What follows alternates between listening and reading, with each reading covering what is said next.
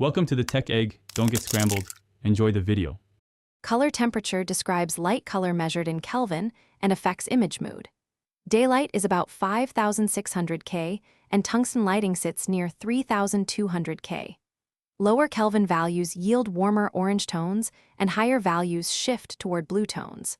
Cameras use white balance to correct these shifts, so neutrals render accurately. Understanding Kelvin helps you match camera settings to light sources on set. I will explain modes and show how to set Kelvin precisely for consistent color. Begin by choosing a white balance mode on your camera menu or dial.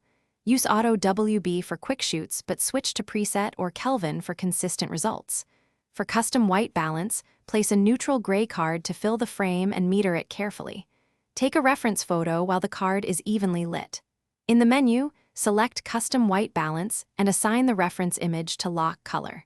Alternatively, enter a numeric Kelvin value, like 3,200 K or 5,600 K.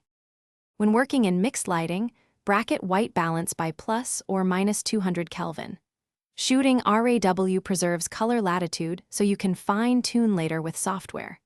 Use white balance shift or tint controls to correct green or magenta casts from fluorescence.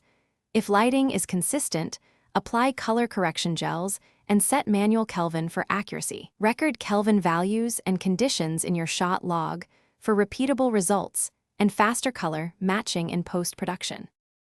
Thanks for watching. Consider subscribing if I helped unscramble your problems.